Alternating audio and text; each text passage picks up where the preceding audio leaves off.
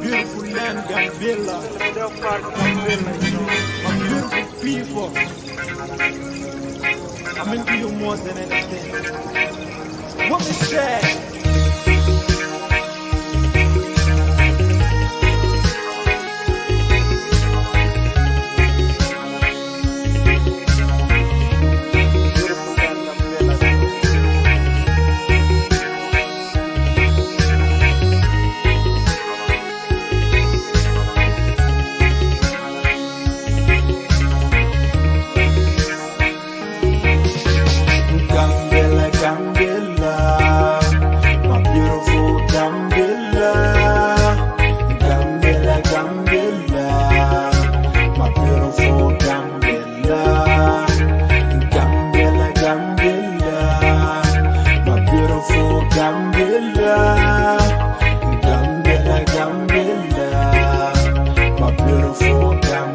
Well, I say,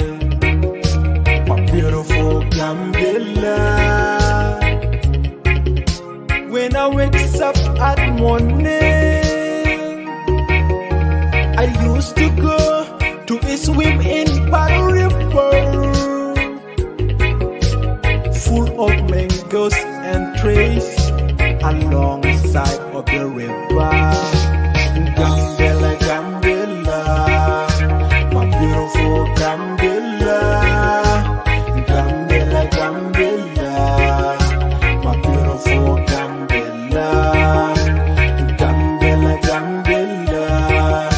my beautiful Gambella. Gambella, Gambella, my beautiful Gambella. We are 5 drivers, but no one know that we are fast Tripoli. So this is big love, we chose to one another. So let's keep the love in that way forever and ever. Gambella, Gambella, my beautiful Gambella. Gambella, Gambella, my beautiful Gambella. Gambella, Gambella, my beautiful Gambella.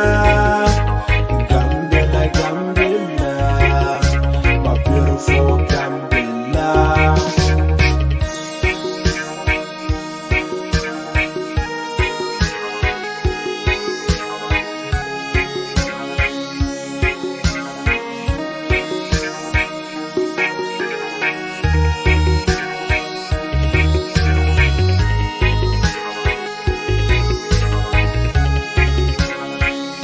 Langsa Production Seroa.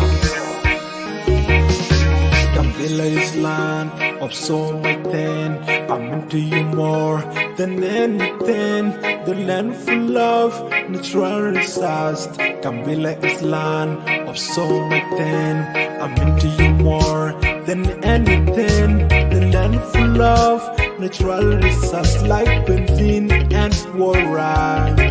gold mine and wildlife. Gambella, Gambella, my beautiful Gambella. Gambella, Gambella, my beautiful Gambella.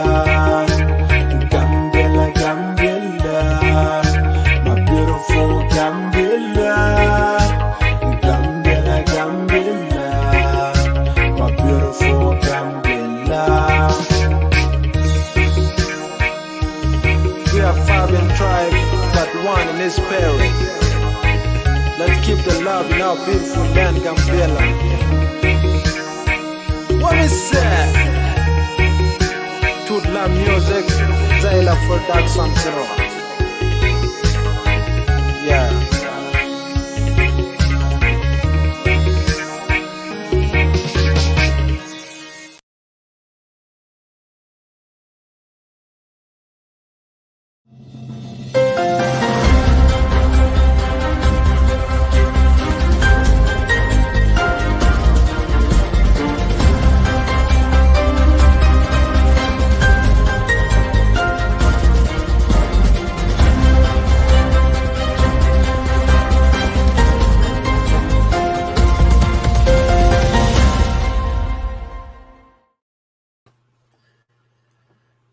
Mala ke tiang, mala ke runwang, mala ke siang der, and guy bull ke Nas News Network, kel mal yen dial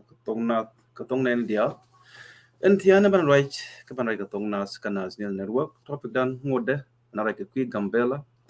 Gambella Ethiopia, ke kor ngai kone, ne jitu oktin ngode take insecure demi ngode nang naro dian, yen topic ke ban la tiane ba nyong ne je, yen chalat pan ke je. Me and ka live video topic de ke focus ke Nas News Network ke focus ka Gambella conflict, ongoing conflict. So please share the show. Be share ka group be jakaran ngay kon Monday, Tuesday today, on 30 ka 5 DH 2023, almost if I did tung talk, hello, I think take a third one. Am I right? Yeah, take a third one. One more day. The Togrun. So thank you, Kushi Ben. Let's do this now. Go ban take a Roine katong nen dia. I hope dia jawi go. Gonna kun dia la around the world.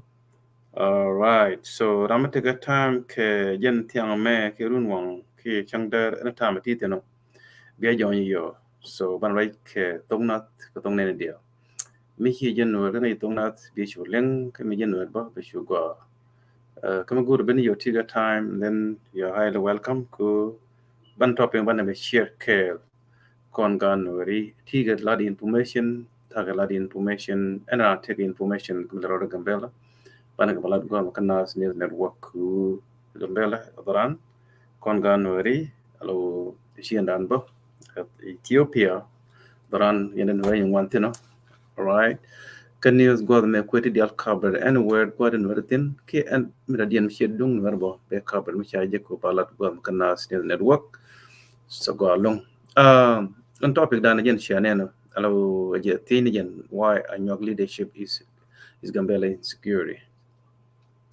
again topic dan lat ko tiani so leadership anyok every day every year every leadership مشي يعني when we come then be gambel بديل korb naro nak leadership dia she something me new you to ko mo something mangai ko ne siang mula any leader mi chol anyo mo ben we ko penanye be goro penanye nganwari anwara nak ligan wari to we ko ngai kan ngai ko ne lu chi culture wari chao go mi chin luich dina bit che cha ngai che cha fal and then we chop kadiok kyongwa and then ba wo declare on you mena nyi ku nor community a visible gen chol ko dan ne na amra ne dial kana mi ci ko na mi ko amra lain kon ne dial tugul dial wi mon ke humanity to kon democracy kon real human which mean lat ko mi jiak banan lat mi ci kon gor banel lat lo banen ga ba la je biro dial ko ba nyi ji again to be amra human being mi ci je gor bi nyi je bi lat je be ready we're going to fight again chiang chiang kon so it better am nang ku bapel ku metti ke belat shang ni jo ko ja ko belat chang karan nge like that joy point that we wona mijia ken mijia go kan baga ji lo do ka again nation so rambel kon ku kwan kap kor magori je ko ci koran kap kor ba kap koran kor ko je kon men jala ko kon nan chine dial tie ko konti anyongi ena tu gul dial ngai konti la na lu te tie kon ka kan kon ngong ne chi every year every season kana ngong mi na wala kai bi chu dang ki kai chi kon chi no na ne kan no ke killer well no ri chi kan tung na do ngai yen ku yen terrorist yen dial tie ko ne la ne na ki ka cha to den mit ko yen terrorist mi chine an wo kor and then no good ka ji ku te ne ko mte ka chuan ko sha na lu cha human being lu ji na ran gur bi nyinga tribe mo then you have to be alert we are coming na lu mini jena na lu ji ko long yo then that's your problem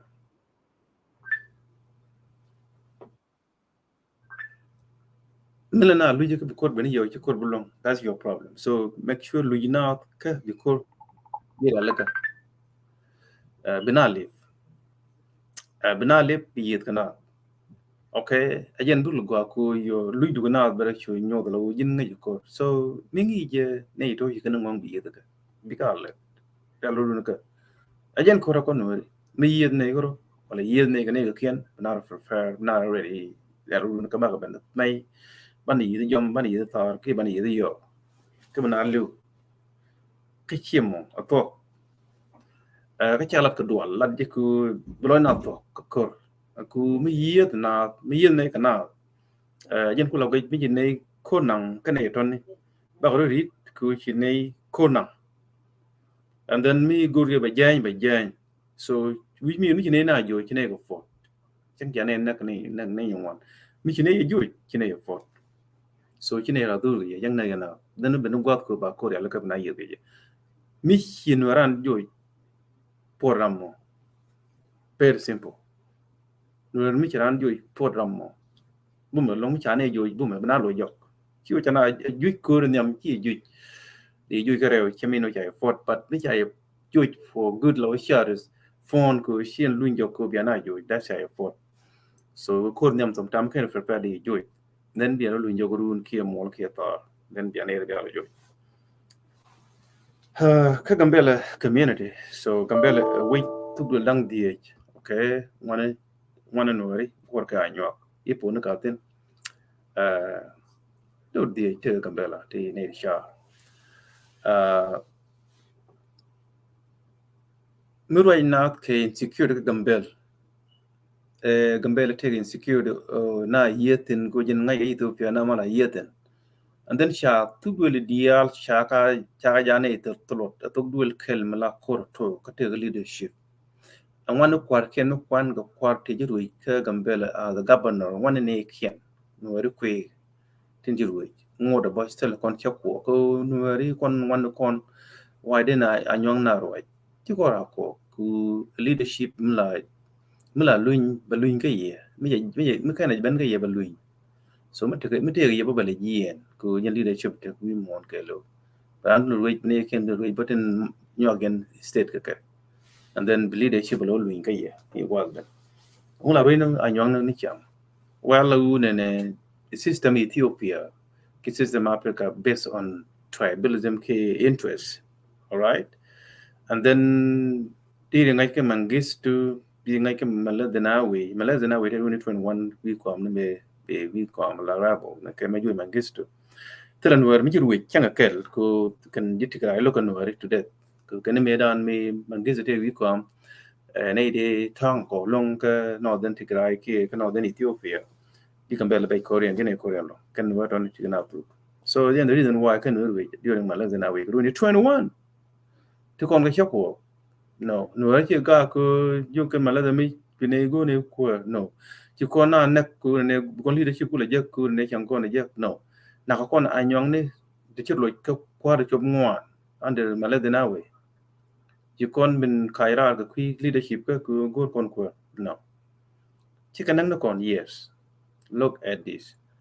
cool we can do character do your culture background ta ta ga yen way la le no ani where there you go should go ya ga bele line ni ke yen culture mit ke racist attitude ke what the good right term word they describe by you ana la yang to me yen categorize as terrorists yes anyan could fit in that categorization all right and then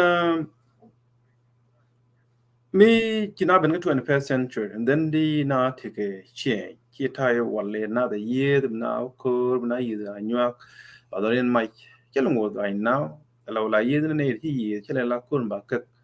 and then la ja to kan ko ba ko ko kan do mi je ka la ki kana nga ye mi je yo no ku ga ba do dol mi che korben ba ko tu ka chi mi je to gambel na de ken and am la ringa chi kai so ko pike no mo Canadian character en nature the en nature ka chaka yetta ga bele dien chike de long ko bigger lat ko raji be kon bin me mi je ko pala je kan we ye ba pel no you will your di time the with mala de ko raji ko le de ke chike na ling kan ling do mai ya wo ket ke di wang re ken try ga mai na ga ke ene kan ko ling bi ko wi cha ne so bi churin koring mingi jim baro du ngi je mi je la bro bar all right so na majen kana jen the language na anyon jaling jen the only language we can ling all the dialogue waste of time you don't waste time ko mal ke ba je ke tele you don't waste chen jen new la de mal ko ngai culture en ko ti den do mai wi ko je jen pizza na me tin ko de me ne bia bani yiru yen kana lemo should deal and nonsense it was your time I cannot waste my time ko kene di china ko na ka china ka ku ti guna gore ke tel to mo kana la kai mi di so no ken melet ken la mit loy dien which mean valet ke jiku bay na yo ken kana lu ko yen culture na te ko bela dia well right kon ku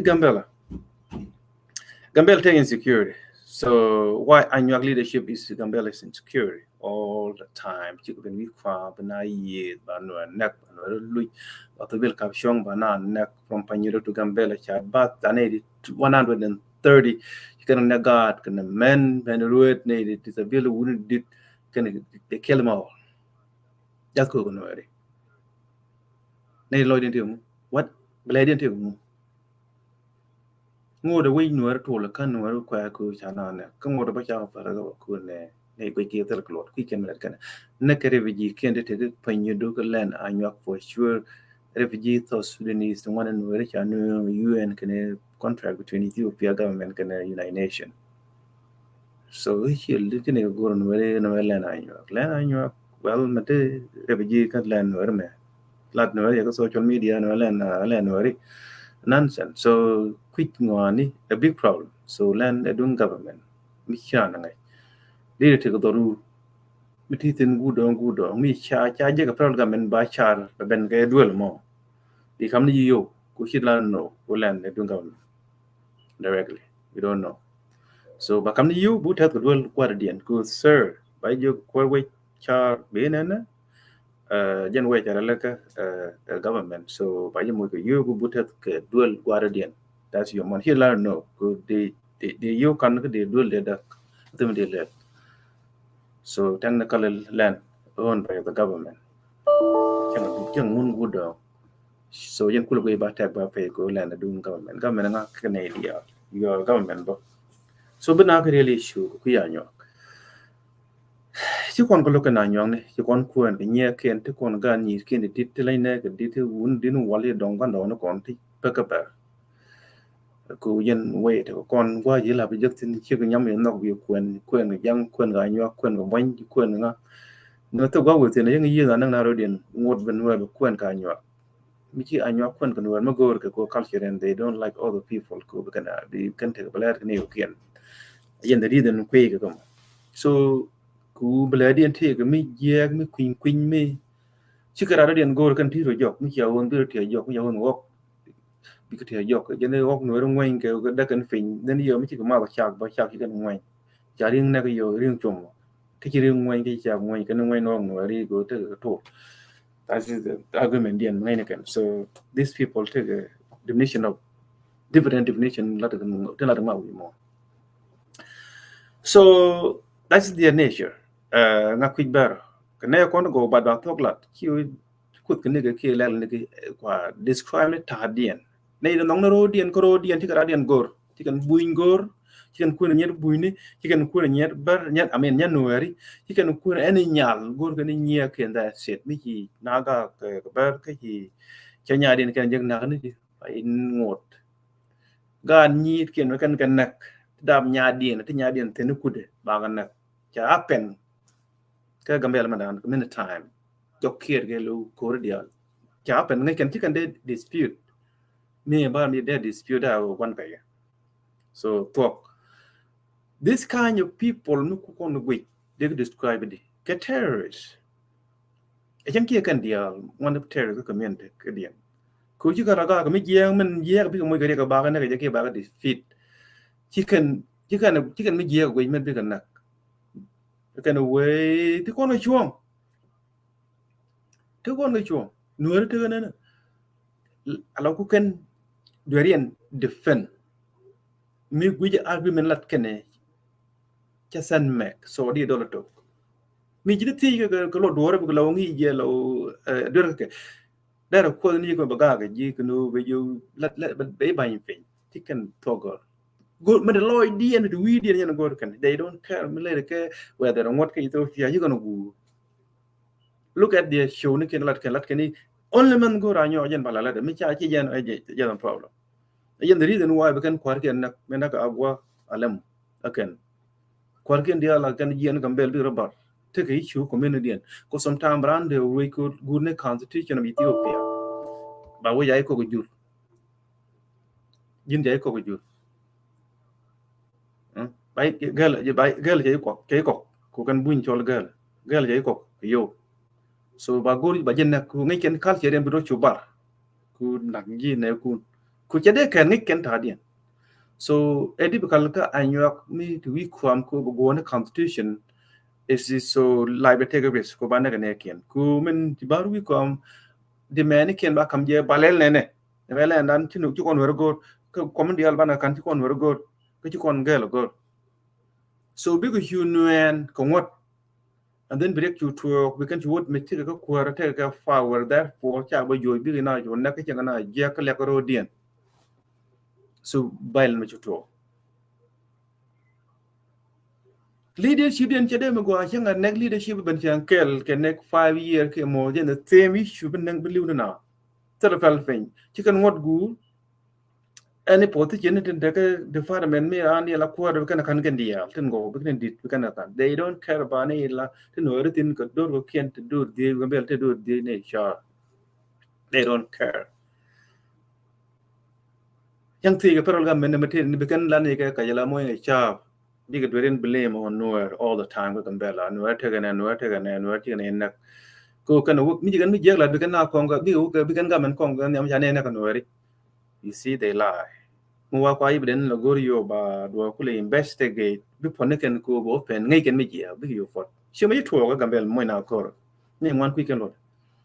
ni ta na no ten ngai system Ethiopia ngai ken ke system gambela in particular look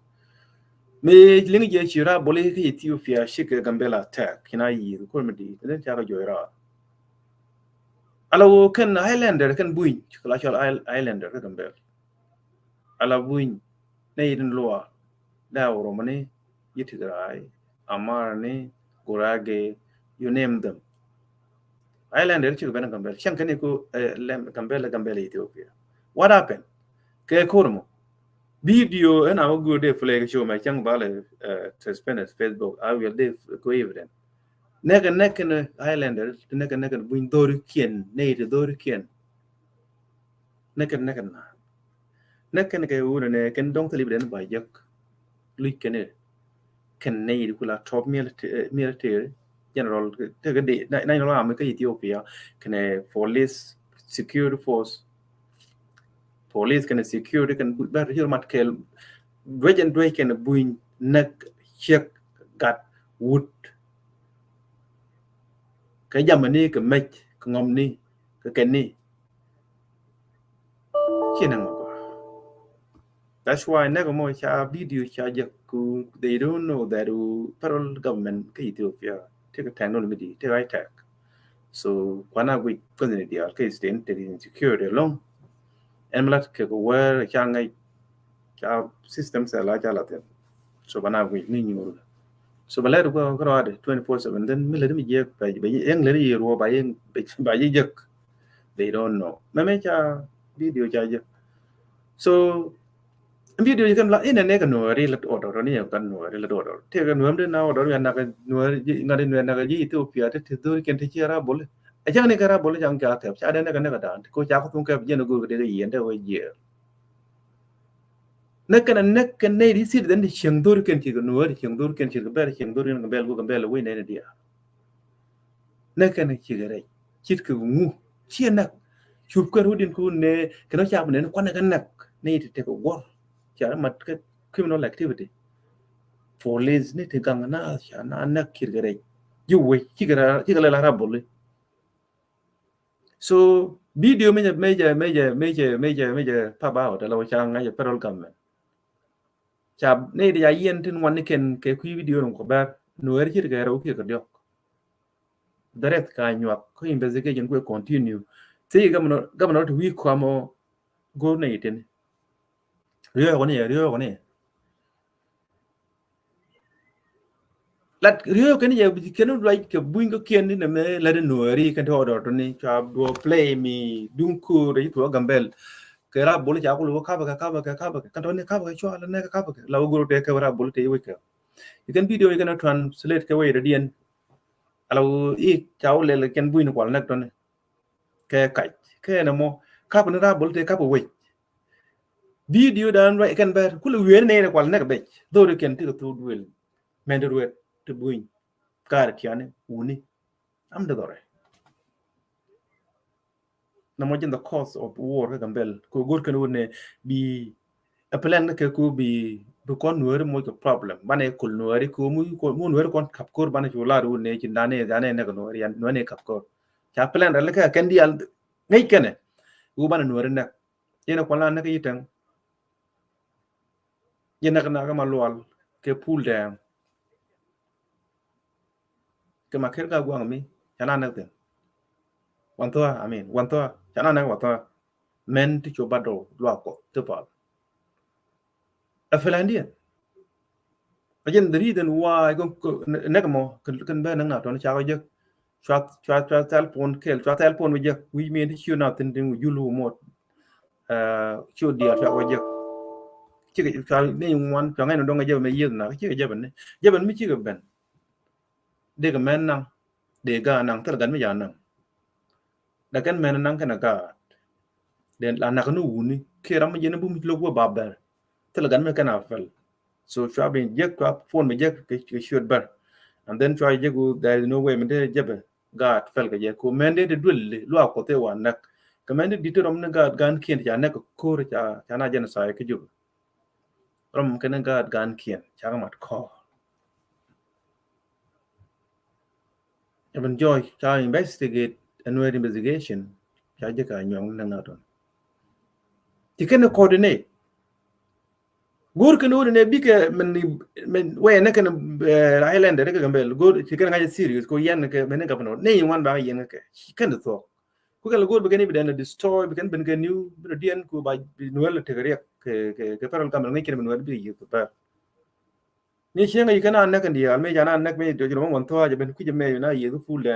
kina na full da yikana na ka to ka na full court ka gwa me full court ka ma ko da min yen full court yen we yen chu da me wal chu pot kan dia la kan ber to chu pot ko ngai ken ti bu nuer de ben ko ngai ken ko nuer ke ko ter ke lu ba ngo ge jang da ka chu to la to ko chi me yikana ek fa Filana berkan dial ka filana bailan ka filana terrorist all the time filana terrorist ko riam dina terrorist bla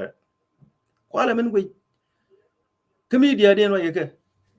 ukala nan topic ni chikar den luak ku community men lat ka tom ni chang la kan yen wa ko dun bay yena bien wo no ka da mero no beran deleje na me adwer ko how de la di ka adwer tel baram la chon dien ka dwerien kan dial kan la ka chon kwala men we nay ken nueri nay ko ken dia ngai ken nueri how de nueri chak nuer cha nay chak ka min ji ne lat la ne la joy cha lat ku yes ne na na ko kor ku cha ne wona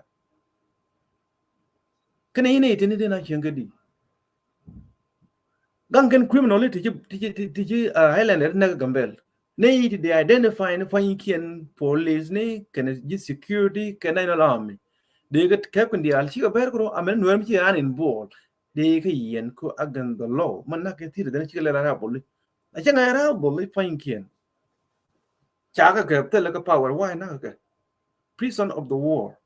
mun na jam ke tel power yi chi na ba na bat me ja ke cha na ba ti ba tu de go ku government ke ke different meaning chen ka yen na ka ne na ki ke cha ka bia ka tu de go bia ka nang do wal mi ja ka bar cha ka ban na that is the meaning of government mi jiran government then way lat ga changa damo na ka cha na captain na ne kun ka jiran government yen inte den jo kya kala na la na kwa kur kwa do mai de lo ma yor pe mi to de chong ne al ma yak cha na ka ram chi yen the case na kan si de den de chen wi ka ke shukra bolle de kwa lui do le kien ko buin which mean ka islander na gan ba tel nuer la na gan na da nuer na na joy bela ji nuer ja chiek na cha gan na mi ya sheng nek dar da mai ko mi ya ka ya yon kwa ga tin kan men da na won nek u ba men mi jeg duel ga de ba ka bar ti no culture na ga ko dia no re kan ye ko dia ko ga ne ko ken ti jor ti chan no re na no ra mo ya ter men wal ti na no te ka ter ga jen mo ko mi ya ba ta ber wan nek me dan ti ber sheng ak kan no ri ti na ka ter men wal ki ber ti ga ko ber sheng ti no mo ga ter ni bom bom ja ne ko di ti ko ko ga bar ko ti no ga democracy iya ta jo kier mi be dial chiu pot kan pot chiu pot yi gambel chiu pora ber ma jag dial to ka ber chi nya mi ju nuer ben ke lu nuer gambel and then chi ji chi nya ki wo chi kan won de ke chiem ke ne ko ya ba yon mai mu yon mai ta mu yon mai je ne yon mai ku ngai nuer ngot cha wa ke ga cha de man ko da so kon mi kon la cha ne ka ber kon cha de na so ban yi bro dan cha go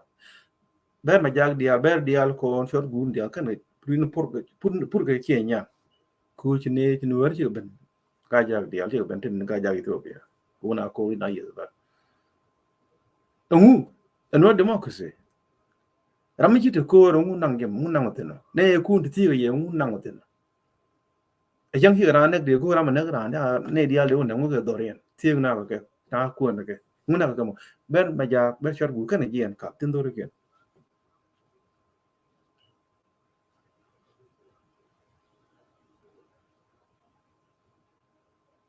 ka tin do ke ne ite ne ite di ti ga no di je rol ber ti now ye ta mem di je la wada sarbai ko je ber gang ko chwana nuer kon chwana ke je penyedo de kan ga fal me ne ke ne chiang me ke lu ni ke lu ke refugee ti nan citizen ke Ethiopia ti ba South Sudan ti kwa nyora gam ne of Ethiopia ke ne ke faru gam ne gambel ke ne ke refugee ke ne ro ne ite di gang ne kien cha kan ko tu nuer democracy ne ke nueri ne de na roi ba de na roi ba gori no lo dun te ngu riem dun te ngu cha ru dun cha chieng nuer ke long time yet cha learn cha culture nuer cha adapt ko you ne shoot ku la shoot nueri kane culture run bo ko te lo pale mi ne jeg mu gwa ka ran ba ya ka ngu ji kon chieng generation to generation te le change te le nuer cha pe te bia ke chiang go ber ba jeg ro ka ber ka nuer te ber tar ber chỉ mà thế này bê thì toàn nuôi cái chỉ cái gì thế này cha nuôi mà toàn nuôi cha đây giờ rồi bê thế này cũng chỉ là dân cứ lục quẹt cái gì mà cũng ngoan chiu bây đập cái là comment đun tram media đun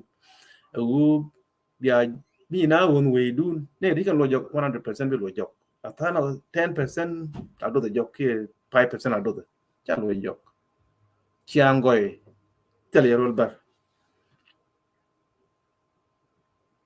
ku ram kunang ni ram nang ni chanyat ram nang kan nyade di tenwe de la fel min dune jal min dune won ram nang ni kan nyade wenak kana chanyade di na ken nyaru na en ponya lada nei tini chi ruich ke la ka violent community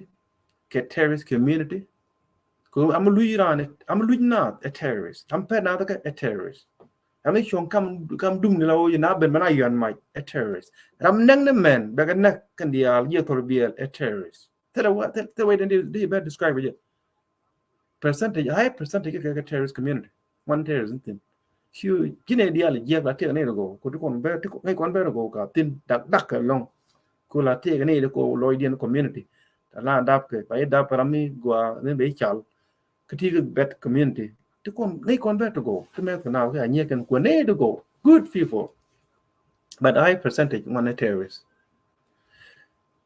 gambela take insecurity ko leadership dia mi je beni ko apini tala ko la ja bar kwa ni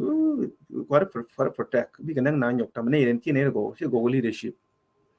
logan bui logan wari gala mateo gala marai all this nuer mi je ike refugee bani men nuer ta kwar chol kan refugee le ke lo fa yen refugee ne de take a brain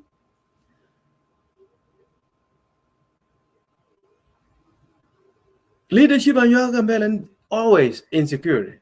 always bar den ben mol always insecurity. So katukur ni nang na kajab. So ngai kon kada sanai la secure sanai bar maki ko ke yan na gambel yan nang nuari alfa ngade kajab area sanai bar maki mai dia chakan nang nanak ro bar cho ka maker nda man la ka gar dia la raya ka pat la ket gan di bul kan maker kan mai dia kan nang ten sana yaran secure metu na ka gambel metu ko ja ka maker por kan bol law wi kan nuari ku mai kan ber kan fot jok yer kan ku maker kan ku mi lip kan al gan maker ya de madak nuari ya dak kan mo ko pol kan mai dia nang ten pk mai dia kan nang sana yaran secure men yet metu ko kan ber na dul maker sana yaran sit la ta secure nam ta secure jora bar maker por kan bol ten maker ke pora ode kan te mi chawe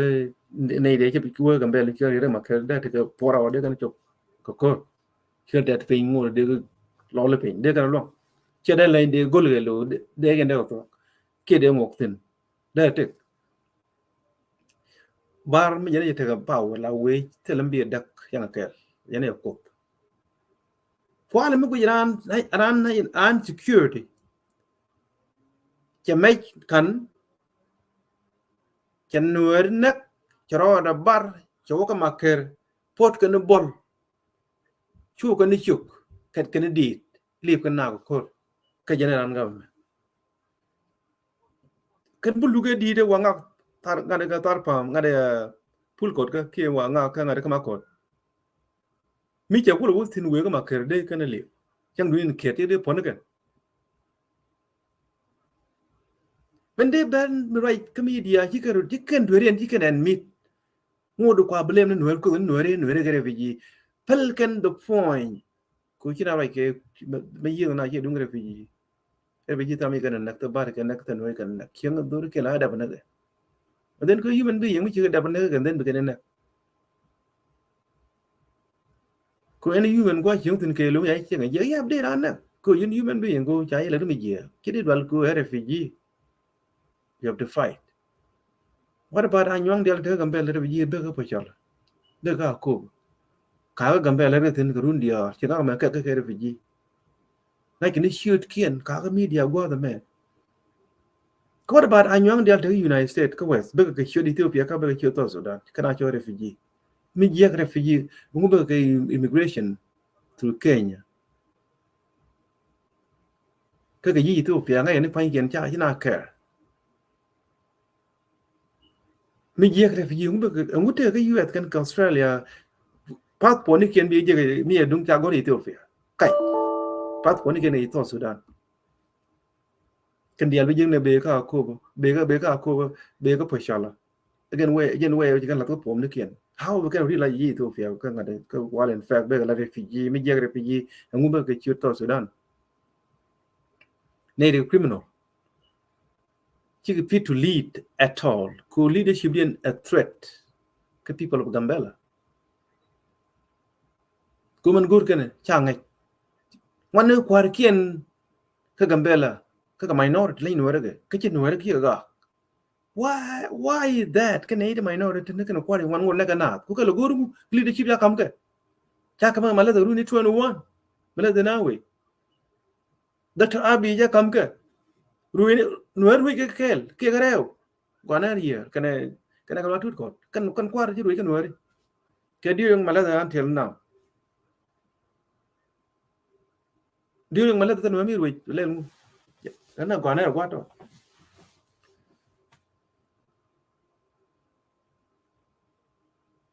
ne de gor ganungu ne ite ne criminal le ber gor ganungu gor beru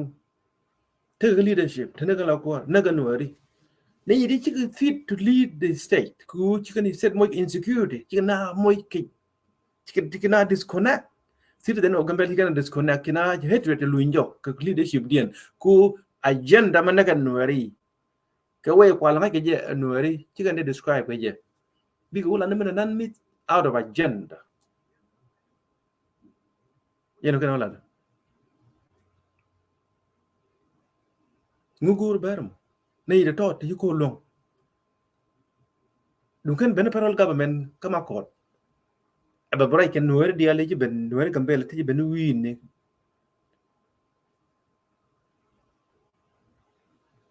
Dun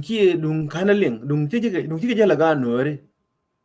Da wala ga de yi na. Kai nei de ngang na de tu ngan dia lo ko yi. Da wala ga di. Karul ba de ga nuer. Nei de ni. Gano na bala dung dien ko men gur kene shi clear ka kan men lat ko men lat kan lani impossible misha the man himuguna campaign ka United States native ne you can white people you need to leave USA he why ne gor ka America lo ya Europe that happened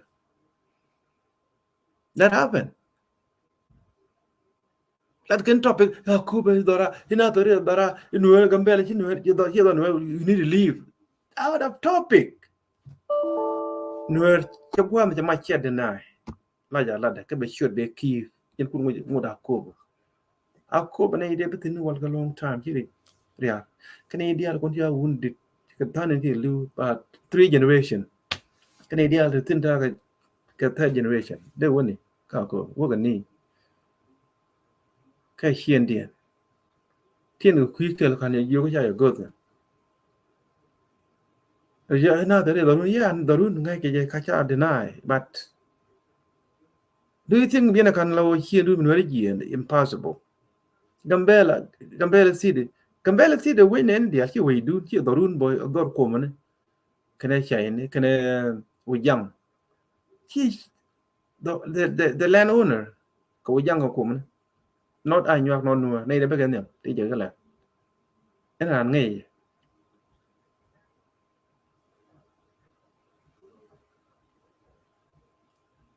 anh ngay vậy so cú share talk de lat la yala na kai that's why share dem win ka court of law cái share dem win ko ram criminal min la dem criminal activity au sala talk di talk je di la criminal activity Gambela ni ya kina yi na gina for no reason Gambela win India wait nuari wait anywa wait islander wait common wait Iran do date in Gambela char Dorian islander chưa bên Dorian ko Ethiopia Gambela Ethiopia Iran bị khiêng tin của qua gol bị khiêng tin của duel bị lết tin bị khiêng của qua bear gol rồi mà chạy bị nhiều cái này chạy gol gol của người dân của chi của Iran state change some time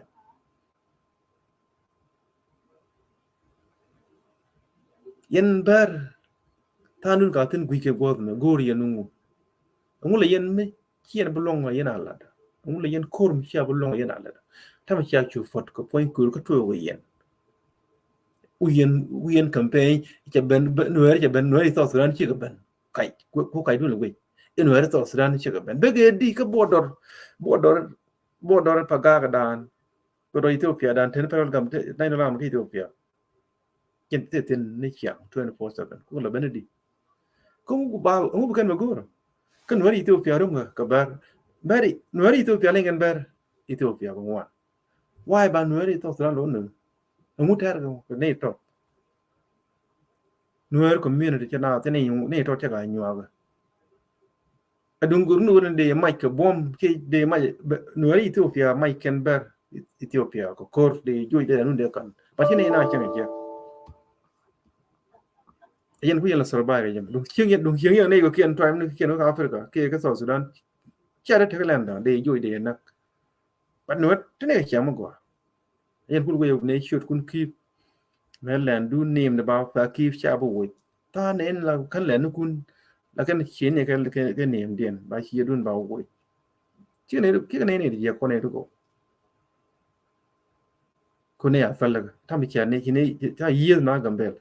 Ber te jokier ke ku me ke lo malwal ami ma ke ami na ma ja we reality kan ga pot ka cha ga yo shop put ko yen chi ma di lo ni tam chai ban nak ka cha ga ban nak ka che ba man pot ka ba ki ngore bi kan ka ba chi ga no ari bat kana tina ku ne ka tina chen da no way midin mi ye na chi ye na ba dia ye na ga ni ga ne ka ba target that's why kan pot cha gam in case ko dong de ne ka no ken cha chi man ken na kang ka mo ye ra mai de ne yi go that's why tene democracy yen tele do tin ga zero democracy that's why tin ke terrorist democracy biana terrorize biana lu jere no ngamni bia biet muni bia la yere ne bia par ke pi ni kuru no kenya yo ka yere yo open yo open go how many people here ne ke way mo loy do no loy terrorist here loy humanity loy to the humanity ajen kula guje ko no re mi che pen ka level 3 ka ne ke level 4 lam act like that ba nyot kor mulwal ajen kulu ben na ko chi ma pai to ku chi ko to no wal na gambel and then chana ba attack ne ka 4 time yen kulu ben kan wan gambel de alu bana yi ka una ne de albe gambel be gambel na anwar tu gambel ai ba yen de reason be ku bana bi yi be gambel he be ka Ethiopia ka be Ethiopia tam je ben ka so Sudan ngur cha như sau Sudan nữa đúng gor kan be ben ka ngare be ben Ethiopia kan wata Ethiopia rom ko ba mi je bar ko palu ne benala lan ji government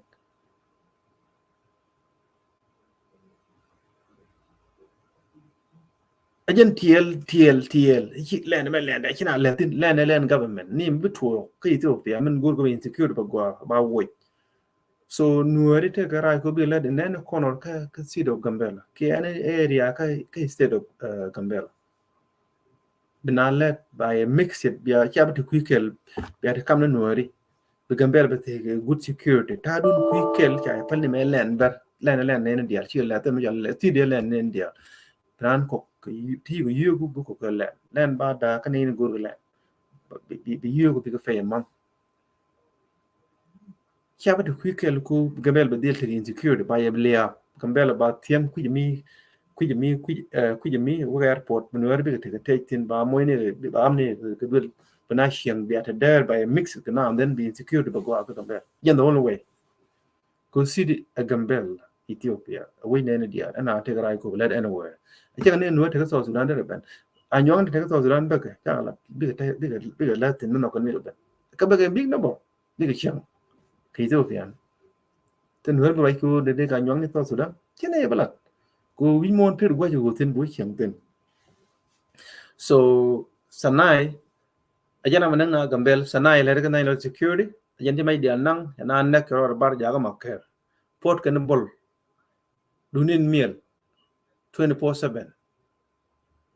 law glip kan nuore kan munabe makker je ni chaba ji nuore ada kana madak kana mo get pol makker ji kana ngai la pal ne je ko ji makker dia la antina ga le ke cha ya guru ba the story la palan ne ke la lu ga na da wun di do ja pala ga ne den de do no tu ga do ten bi la pot bi lo ba ra ben ko la tel ba ma ke de ko le ye no di we ma tot ma ke de ko ye no di tien ga bom ya ten ya ke bom ya ten mi te bom ga ye ngui cha parol ga men ka parol ga men cha jo no lo jo cha ne ga no ri ngui cha ya la buin makalkia dia you know chane gang no ri loy jok ba yon amu cha ler makalkia me la dia no tok ku mi cha na mi cha no ri lui wi mien cha wo de le mi chi no ri gambe la chi ga ben hero kol dina ben ne ka ne ka ne ka bela ne ga dia ka bel dia na ben la goro ko ru kan de no ri wide am ka gambe la makalkia dia ni jok korun gut ko ri je makalkia te re kam da ma tot chua ne gang ke no ane de gang no ri muy mi mean what you say makel kadi ni jok paral government chua ne mi bien ben bane gang no ne wona long amu ci ala makel ke gat kun mu ci wo ka makel ke no gang bien ko bane gang no chua ne gang no ri nyoro nyorun ta ne bes du ne wona ko no ri Angu shawra kama kelkia mimi ni yo no yen biya no are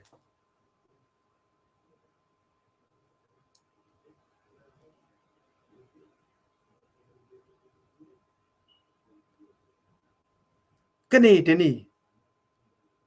ko ne tie ko bar telle me de nya na bar ngai kianian ba describe ba la ke link ken ngai ken ka bekan yak yo yo ko to so anytime ya nya wi ko insecurity ya ko to da wi ko any annual leadership insecure of gambela telle me go amal bara chala chano ba no namo a language of the terrorist community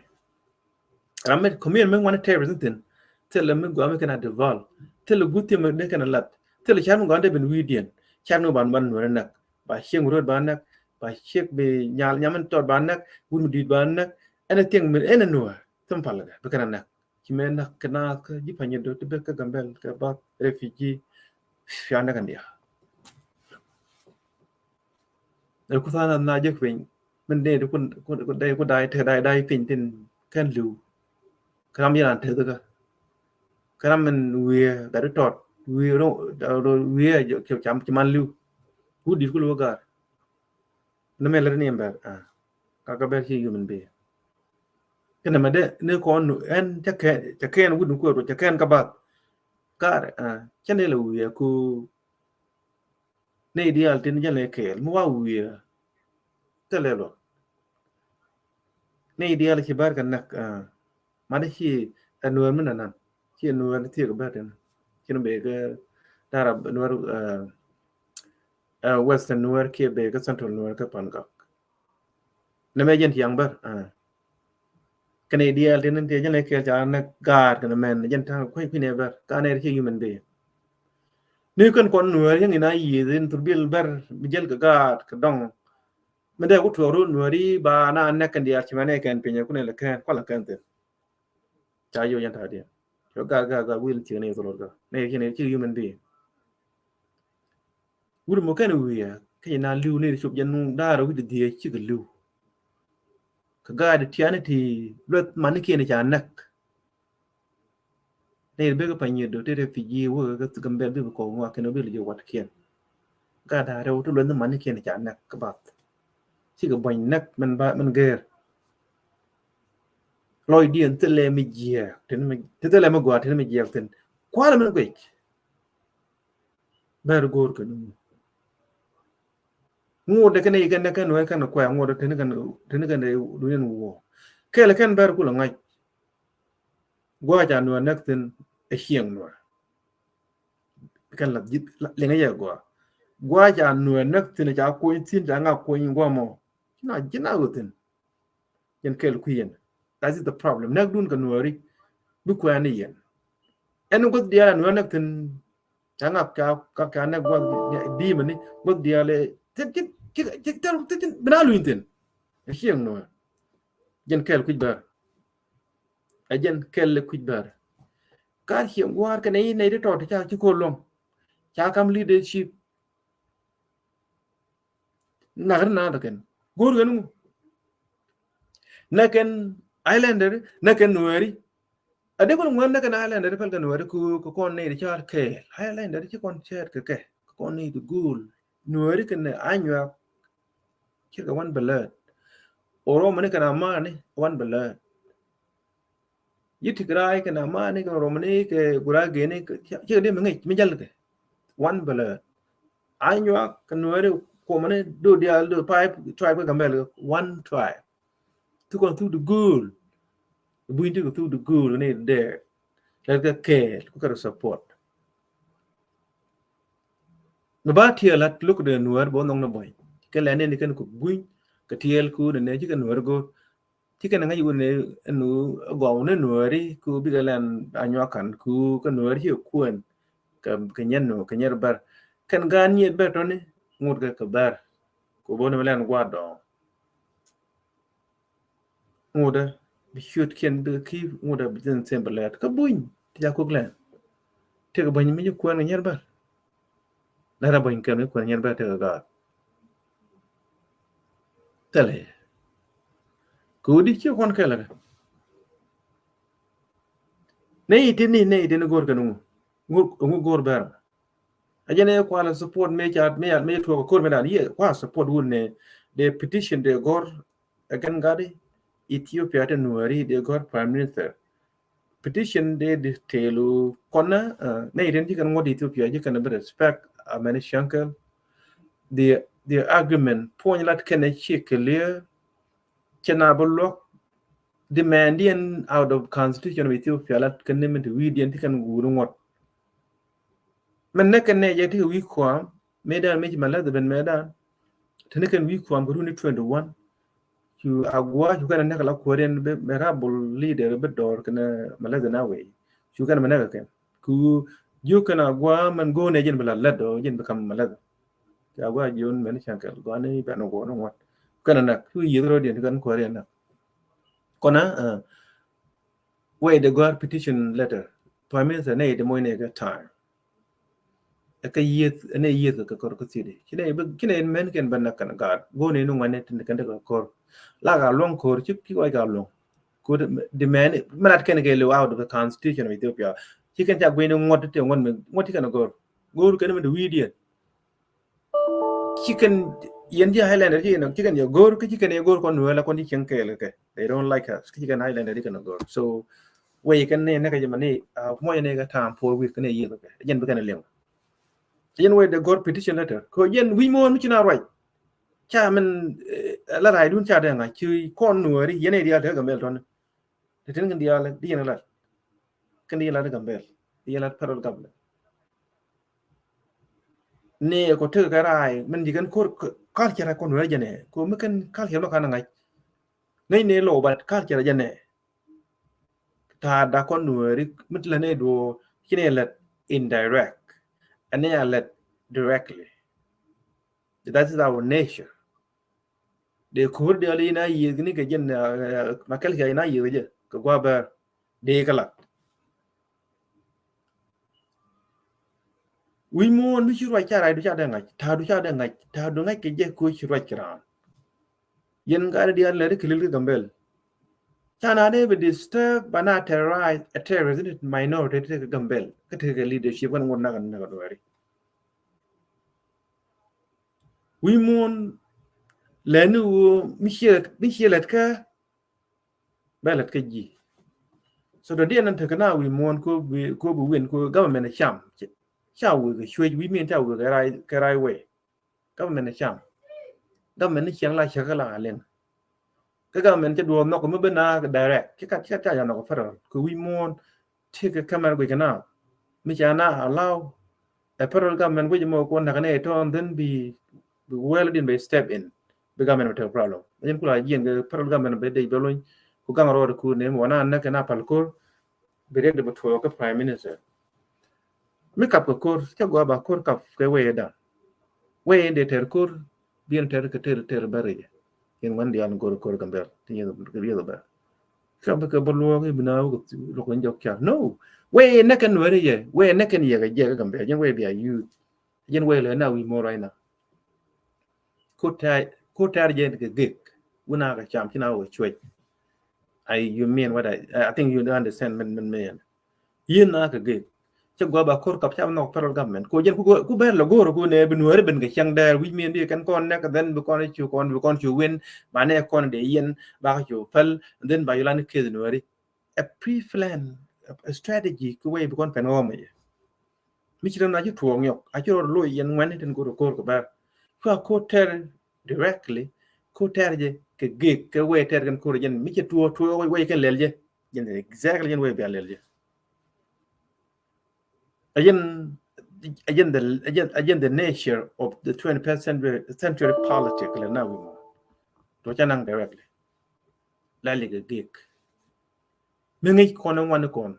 ka gambel how they na nyon we lel ken jen we be lel je ko we ken ko ne ke je there is no evidence chuku mi bu ne be tin ke evidence tin ke right wrong you are wrong kan wala nak there is no evidence you see that cha ko lo ni dei ko ne be yi ko kon ko ba no kon ma ngak ka te ko na chuong ga men ti ngai ko te me nyu de yi be ti no na ka kan ka yen way be alelje yen wane dia kwar kur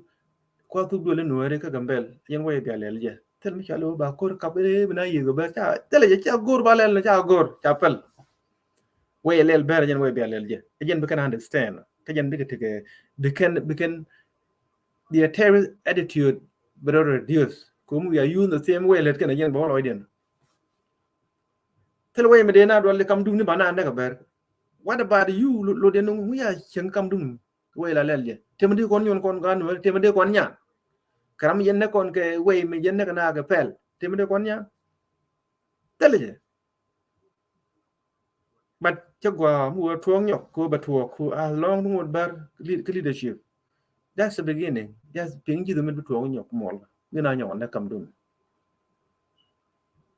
yen the tem ga the theory kan le yen tem tem bi ale tele u bi aben ga me bina kere u na ga cha no ni u bina ko cha ba ga peral gam ne yen go bi na ba ngai ba yen te don't do that no more so anyo wala ni chagwa ne de terrorist go kan way ala ta hada go ku ko na ter ko jen ba use against for kon mo problem ka way tana tin 20th century we more no continent tin chak chak tin tel thong la tin so that's why better you fit in go take a ko ngai kan chak chak she could fit in cái system we more let can ti jack and then run began get away cái think about me cái 2003 me she cái parallel worker nak during malada nawe la lingu na kan we anyang ma zaka malada ja give a damn ame cha na karam le ki united nation an parallel ja kwanya MLS o balat karam be ka bui ka malada nawe ke you can banak kan go kian what happened me malada be nge ja je ngai lu a point ya nyo tu de ya lu chen lu nga na ka to cái này cho là nhiều okay cho nó như special for nè cái door to door cái gambel check the gap damn cái chết deny check get away cái gì giờ nó có bé là vì giờ anh nhắc genocide biết gì chứ ba là muốn quay genocide cho mình chẳng muốn lên chết đây mà chả nên nè mà là deny we terrorist all of blah blah blah cô chỉ terrorist chết được là chết admit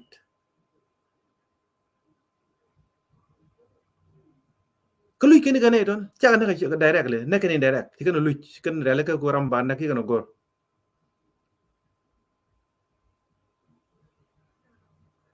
we muốn yên là indirectly chứ nào yên directly ai chứ thuang nhọc cái bà đi kia thì bên nào cái bolo cái chẳng đa đâu nào yên rồi bà no chắc bây giờ we put cái gì chứ put kia cô chẳng ai bên ngoài thì cô cái thà đàn cái này đi ăn cái thứ gì mình muốn nghe cái đồ thiền đừng gor cô chắc cô thế nào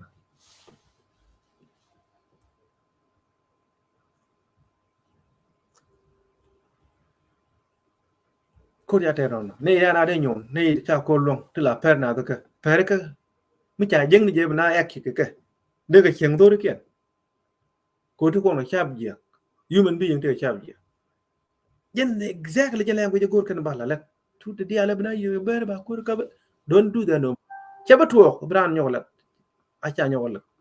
làm là ra mo cái này liền à yo no tức là làm gì rồi ba ngay là mo yêu là cậu cô tức là con cậu mà cái đuôi là anh em là cái cha là we muốn lui nào điện we muốn là cái chăm cho là chui giật thuộc chăm giật thuộc we muốn là cái chui kia luôn so one là cái chui còn nữa đi chúng ta mình one là cái chăm con thứ con chui trên thứ con mồi cái đẹp cái tàu từ đó con thứ con chui chắc nó có cái chăm cô nhon nhẹ lên đó rồi we muốn là nhon nhẹ one là cái nhon nhẹ one là cái chăm chân ta pin quang là tin người qua là ta cô là mồi chăm I don't think I'm doing nhiều cái quá cho đã pen nhau bana pere ka cho đã pen nhau to ngore lo ka ben ka je kai wo ka pan gak wo wa san wo ma de control ke lu ayen we le na we mon go South Sudan te le government we mon jala ka cham nyon nya they are well equipped to do lun you know je kai ba mo ke kwarian lo bi ke de kwarian ji fan gak ko kweden ji ben tiyo mun no kan bi de kwet ke to bi dol bi nyu ban de chieng gang cha go ran go men nuer me jena nang nuer ba ba yo de ke mi ji yen ne na kine go kine kor go rol nuer na yero de ti dia la ke tet ko bi go at the same time la ke je ko bi je nyon nyel jen go ko ban ngi ko ko nuer bi na jal ke cham kina jal ke chwe nyon nyel to to lat ke mi cha la ke mi cha la de ngi yen cha la ya yen ne chang de kine ngi mi la de mo chu we din ta me yin pa ji ra im te ku ne mi la de kine ling ku ne mi tu me ran na na yi ke ne chang ngi na yi ga le ji mo na yi cha i ra na wi mo cha la ngok dia ka ne wi mo na nyon nyel nang na ro din ben jel ga cham jen we jine chira cha cha ga jel ga cham jen jel chwe kon jel kon chwe chwe kon mo de yen kwa kon jen sa jem da mo na ana munyo den ga pin ana lujiro den ajen lang we mo ajen culture la lang we mo ko be ko ngong mo to kon mo le la kon ka be ko be la be chang da cha be te kon jut ko ku kon jut jut ban da gi ro ke ke man kon len kon thana do bna jal ko war bna en gwa gur ko bna yok bane ryo ko ku sama dal kon jen lang ko gur ber ko ber ke ter chiro morle kan yal per ga dian kan ba ne dial ti ko ndia ya chan wor pen apel chan wor apal kan nang na ti gare kon cha kon gol pen terrorist so bana akit ke yen magana lengo ram no kwi ga yen wora ta ka ban nak in big number mo go re here dan a problem de we're about that's your own mega problem you create your own problem then we're the problem ku create ku we're about you we're yen ya nak wow this is your own creation problem you create the problem but we're yin to kor je create mana yi to go yin ha again nyon nyal jen the one way we man jel ga cham fan jel ga chwe jal chwe je kon tu ngi nu ga jal cham riok ko jen la lenga na biam de ko be de kan lo de kan ko lenga biam tem de ko lenga biam ngi kon biam today mo len de kan ko lenga biam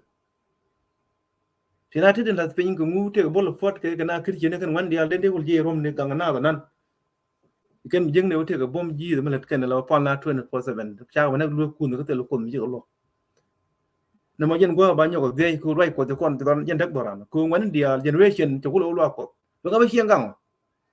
ke generation la be dia lu thanu ni survive jen way ko jen way ki na no comment christian de doran dia da pal jen ki ang ko ko te malet no wari lu ga bel lo ga everywhere ku chi wan dia tende na lo ko chi bom le ba ne protect Jesus ke Jesus amen all this none stop amen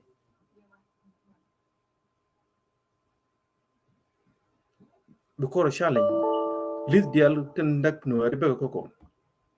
ma chi kon ka andes te chi kon understand ne ko kan morle ne kan ber mi chi lo ka tayo wala ka kana lo chi ko ben tam chen kan rol je ken rol lo ko rup dan ke lo kan tiang kina jal kina wa kan wonten ne kan le ko yen ku la be ben gar bana ko bim kana chỉ con chú là nu ne bible jen mai da bana ne be lock be gang ka be protect pal dial te ya pal nuari ke lu youth mal ka ben ke lu ku kon ka wet god me amat ke men ke mat me je kan kam kon ngi kan kon lo ka ya ko dan pal wi mon through la christianity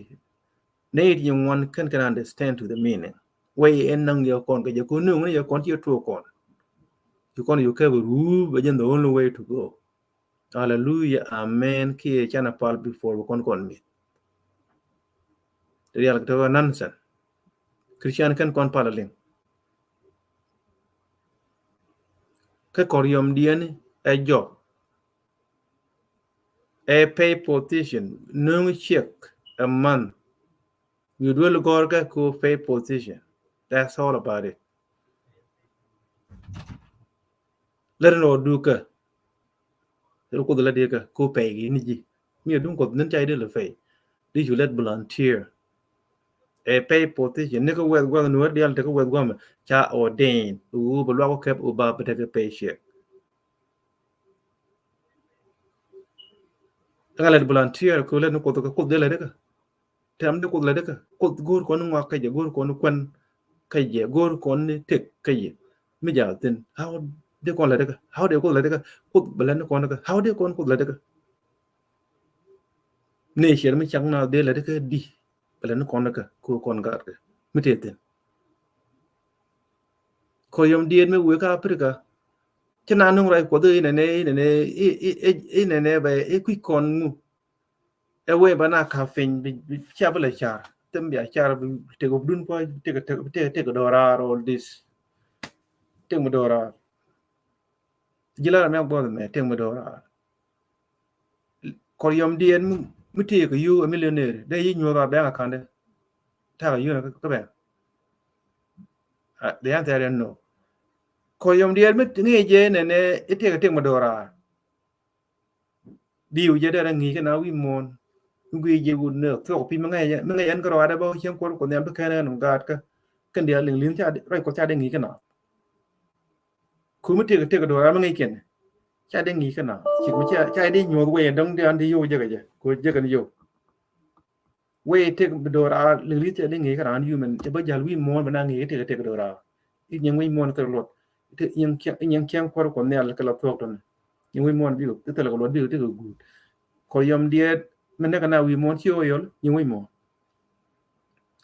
technology wi mi jeni bum ko ba te technology be destroy be mo ga riek ba te ko ra ta ma chi ko wo por ka technology di long ke branga ke ke wi mon kan lut ke lu te am no kan chang wi rol gor mi ku gar gon te ke education ko yini gan bel fel ba luang ma bi mo ga riek ba nak cha gor do mo yen we to na ke no gor ko gor too much ti am ko gor bay je ke we de den bay na ye gunu bay ngi bay o den mi na pa to go ko pe gor je kyak bi le ke tang ngada ke mechanic all this job corp that's it chumu ku label ku ne bu nuclear technology magnetic all this bu ka deep education ti kana gor they don't like that bay dil nak mi jago ji pel too much bay luch bay nak ba wi ja je wi mo to kontine nget jele na wi mo ti dia ti gele rai kot cha kon we cha kon destroy kon e sha ya kon yar ti kon meaning ti kon understand and ti ne ko kien ngai you rai kot mi wa destroy na wa lay down by keeping to gwa bia utin bia shar bia te emotion go up la ti wi mo ter lot bo chen ko ne all this medan nung ko yom diet wa mo ku kon ko no go ngala jang tele mi chit kan ben mission en ko yom dien ke mission dien ma ngai ken lode je ke UK ke USA ke Italy all the European country work Africa ku ne wo ke mulel wo go history bana ben mai bana ngie bana moy ke hop bana moy emotion right now you kotin dok ke lu chao den not enough education cha e Christian cha lode cha ngai ku dak ne you go deeply through education through theology miti kone tege professor ka ngada ka theology the job joki on one a thing de ka char dia ka we you no tempe so Christianity ka doran destroy malat ka pok ko ngene dial ende ko ter ka gambel kan dial yen 24/7 bul nga ya ram jani pastor the me ne tiane ka pastor e prophet one prophet na go social media namo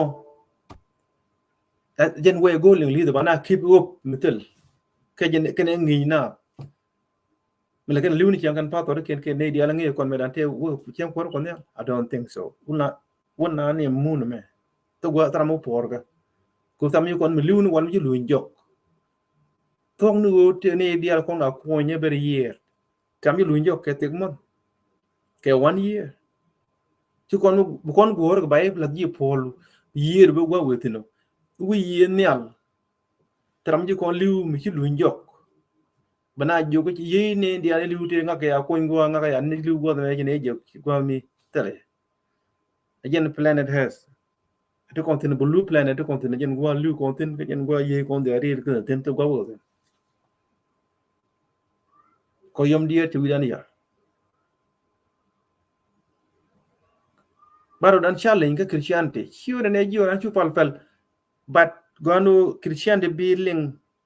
be understand to the meaning keep allow healing through emotion being deeply be understand to the meaning. What is the meaning of Christianity? What is the meaning of Christianity? Oh, way of God. You know, no, you don't know that. Maybe she go God, she God. Maybe she understand through emotion. Maybe will be more Bible chapter. You guys 18. Jesus really can car on. I don't buy this thing. This emotion. Can buy telecom connection with Israel. Name one man allowed to con a car Israel. How Katilua upon any shard what they con? Culture me chick a teak. You can the okay. Could human being to chat till that corner can almost can okay. Tell me an ordinary yen car Israel. Telecom car Israel, man. Gong like young, he can a large. He milling ray wine again. You do the wound and he milling. Never. Maybe you more one known because society by known society. A tour could do because society dun more known ye na chan new ye nigger can yen the cable roof can a tour the rune loud again tour the rune. Go on tour the rune. Moon and nigger can a learning thing. Learning thing. She something mukuro genet the rune. She go wound them tour the then like a good dear. You know, Kulang cat like one. Goddamn, Gray Bully. To deal talk on K will. Talk of the run. She knowingly, the Kenyan go on the corner work or take a power. But you can't go Kenyan Shaitan. Does you see that? Satan, a chilling little Satan, tell the image. A point like Satan. Because tell Satan, they shall me sharp point name. The enemy don't Satan. Said, tell me Shaitan, Korean dear. Shaitan tell the image how they believe a talk they describe. Do about visible be nen, be jaw the link, be it up. Namajan kula proof of something. Kumula nije kwa describe tell the image, kwa describe nije. That is the emotion. Kon before a challenge, ko te na kon. Ci kon yung kon pelu kon kati nakakon, ci kon ngayon na ken kon ron. Tan wen me wol, yang liu na na. Taran na ko. An me na ko ro no la ken dit ku, cha ken de lo ko. Ade ko ngwen lam ci liu ke dit ke ga joy. Ci wut ko mi cha na ko ro no ri. Ba ken dit ku. Bina ko lo bom. Ajen we chi no ri. An me na ko ken dit ku, tan di lo ko go. Yang kwanya ba kwanya dit ku, ke dit ku. Ci kon bom no ri ko wo e bom ji te ke ngu bom cheten te ci ga let bu kon komina bu kon challenge ko komina no ci de ngwana Christian thing. That's why to kon problem high percentage one Christian community ko kon no community you kon power ni kon your thing you kon no power kon destroy you kon ngai men ko na kon ne ja kon na ga we more gonna be full understand ka way now we more ta mai na rodia ko bom ya take technology we mean we don't be like be take education me di then be technology be create again power bom no a core ka unity again power and then ta go con technology god kon bange no community by establish the base strong foundation generation take a time to ne take yo yale na we more dia jen no way jen power an tel power dia no gorga ko youtube so suru ni da dak fen a temporary thing yang te ru ne 100 year bala da pen ko next generation bala ban ko win mat ke dur la years chaw ke foundation nuer community jen go ko no be nuer bare la ke gar bombo palete dia le yidu lu kwidwer ko dira ti te ko mu de ne ko human being di ko create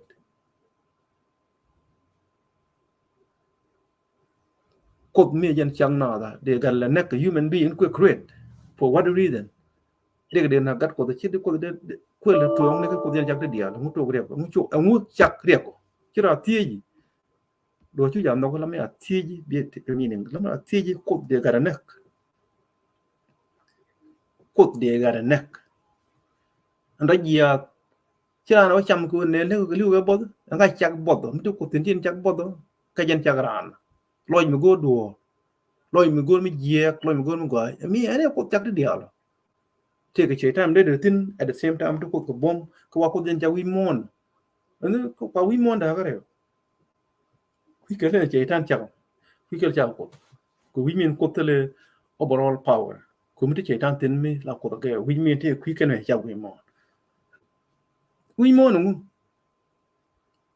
we mon yen blue planet miti Africa tin Asia North America South America yen blue planet yen we mon ko mi wirar ka jode mi wirar te la wi space kan we mon kana ben bi wo ka tain do dai bang di dan bi len ken bi jeng tong mi ai we mon rai jim mi yen blue planet me to continent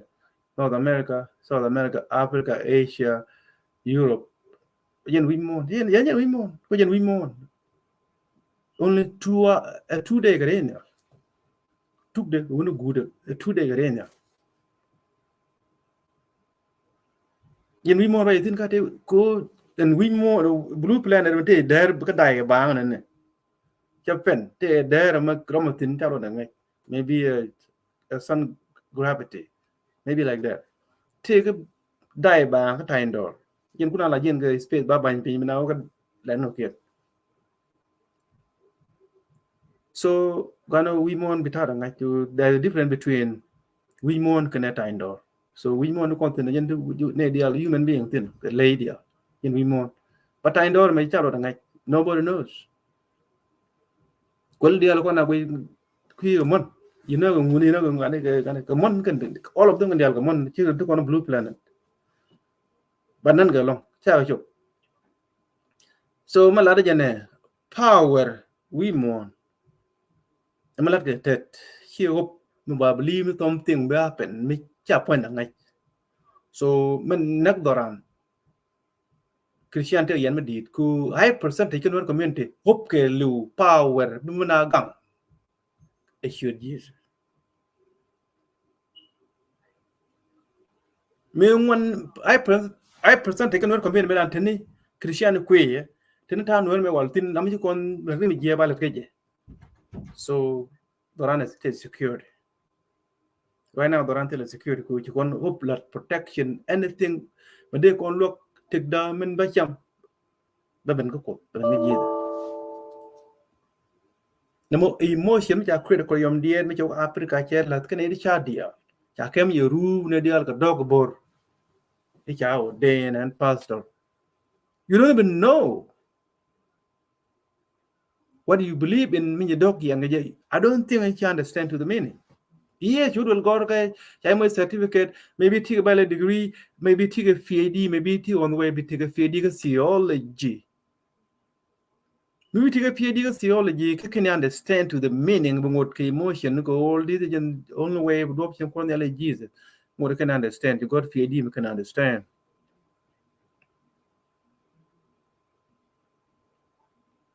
we more yan ya ko bom mai na rodian mai kana to ko ba na mai kana tu lingli ta mai we more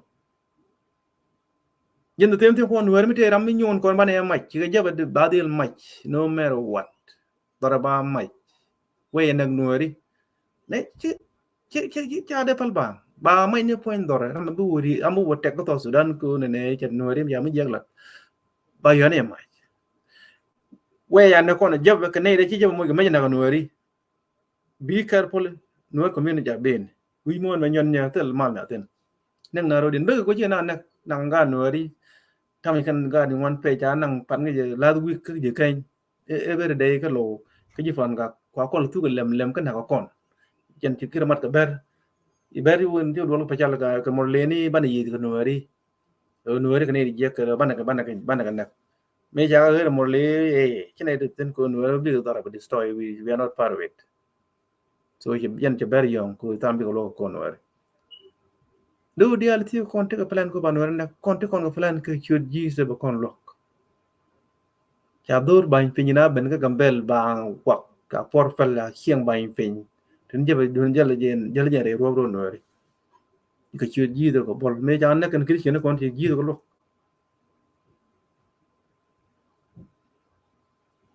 lo ko de na pal kristian de lang de nge ka rang de na tin ka ra ka kristian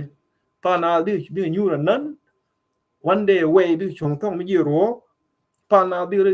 god di al bai bi chong tin ka mai ka kristian ka dang ne bo te ka mai kang na ông có no balel no me chana ko na ka na kana every day na kristian ka gambel na kristian everywhere ya ne bom ji de mu ji ko na lo mi ja tin uni ko yam dia den tin ko no kristian te uni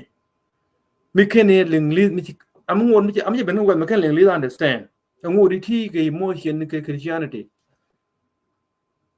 dara we ne ke cha ba ling li wi wang dem ra wi wang de chiramago yen chetan te bible te chetan den tu wadi jek tin dia li kon mi jek rik dia li kon dia den liu gat kon nak kon du du gul tak gar wana ne ka pyo cher you don't even know ko yom le dem la ko yom dia te ngwan ne dong gu chetan ngu kwang ga tap tin tu gat ne ko kana ne kien yen we ku gur ko cha gur ba bu kon pelu mon kon ngai ko pelu mon bu kon ngai through what through gat content yang da go ro no ke te no ngai chỉ có phóng ngay chỉ là little girl ku don gor ka they don't like it ku gar graduate ni chiang ki lo yan test so bi cha gar graduate bi plan way do dien ba gar ba ga jek ba na ngatu aken ba mo rek yan gor yu fal whether we go kure ngi ngar ba mo rek cha gor we you want you make war through education a what war I mean intellectual mi le da ma cha mi le little nen ben nek du du good mi le de bum ko succeed Korean dia tiramagwa naga not indirect become very careful role to continue so we mon me goy de ni bom du system do arun yan ji community biar mo ke system kel through education biar take system education military biar take system military security biar take anything biar la dana gorbo be goren department bo le ten be hiangang the hiang nong yu me gar long and you be community bi long yan we le na wi mo mi chia le na yan to side no on then connect 100 years bia kon diu ni jina dor ba ya in jalat kon to Sudan dian kan ni kan pa ro dong atam kula nuer kula ram jien da ko yo bo we chemek cho go jub mi kuji lodde yen we gor ko ba doran destroy je through nuer ko mi cha dong go yo ko wan do continue a problem ba nye ko na ba men ko na ba ne ko che widen ba na bi ko to ko kon yo ban ye gro da that's why war with the nuer community we mon ye na do the good kon chuan ne hob la ke Christianity too much we mon te to kon grik dia to kon ga jitter dia den to kon gol pen ne dia to kon tin gol pen ne ke jitera telam na kon ko bom nuori ka nuori invasion ji kon na invade me dan lu ji kon na le lan do cha gor cha nok lem no what kon chuan ne kut Christianity wana kut gul ko pawri mon ta ya kan cha la religion one ke religion dan religion dia dan Christianity you know way Lutheran Catholic Methodist all this nhưng ni kon le la nyako ko kut ko mo nyen kon la chiot kon kon mo jek ten system ni ken mo ga la ni ken mo pass ni ya de kon gore ke ma che chara tan ke Christianity mo no lo kel al basis pass de ba gor ga garula ke Norway lo ken me gor ga yen culture Christianity religion kelo culture e wan yung Islam bane gor ke system dora kon Muslim no wi mo me emat mistel emat yen to duel ma yar ya yen kwal na kon ko gambel la ber te tolot te tot ko te ga yundi ko kuyi ga tel kon yundi ko man kon that's why yen kon ko to Sudan ga yen kon gambel ko community me be ram tolot power community ko jak mit ne ne am tel ko lot bilia dil to ko community no ko shi ga be gang ne na bi ka gwin ni gwa te yu kan ten gwa be yu kan ten je ka 30,000 a month bir ke 5,000 ke 10,000 US dollar a month ka to Sudan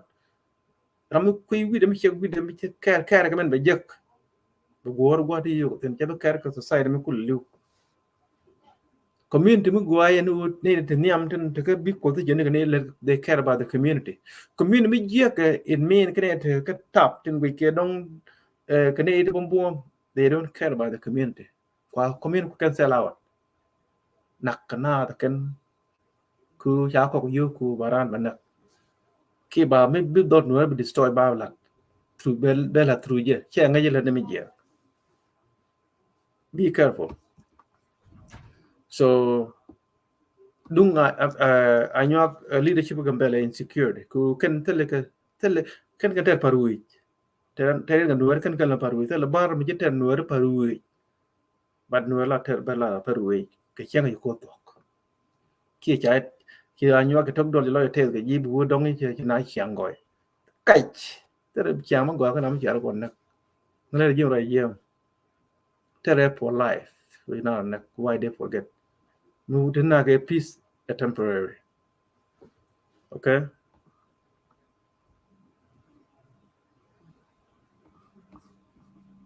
so ba kon mo ke medik dol nu tiene ya bu wi mon yan ya ko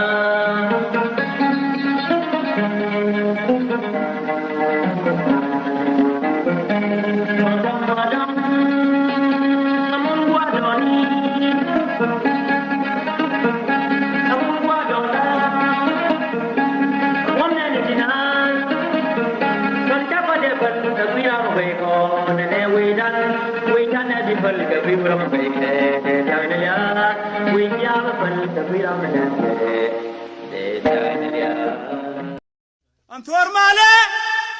karan tuar male la lul ne biloy dian gwa. Shorogul fanal, guro shemwa, shana belo dimagura, muraba bichudunja, shorabas kachangan gamaku, shorashang falban, bikai koralar, bigar koranaba, Mukojan Mugaya Falbiaunian,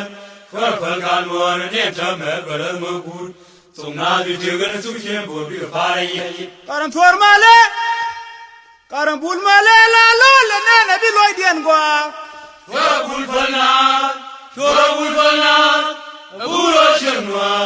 shana belo dimagura, muraba bichudunja, shorabas kachangan gamaku. Shorashang falban, bikai koralar, bigar koranaba, Mukojan Mugaya Falbiaunian, Falkan one and Yentame, Balamukur, so now the Jugan Sushin will be a party. Karan tuar male, karan bul male, karan tuar male la lul ne biloy dian gwa. Shorogul fanal, guro shemwa, shana belo dimagura, muraba bichudunja, shorabas kachangan gamaku, shorashang falban, bikai koralar, bigar koranaba, Mukojan Mugaya Falbiaunian, Falkan one and Yentame, Balamukur, so now the Jugan Sushin will be a party. Kara yi kora we, kara yi boza we,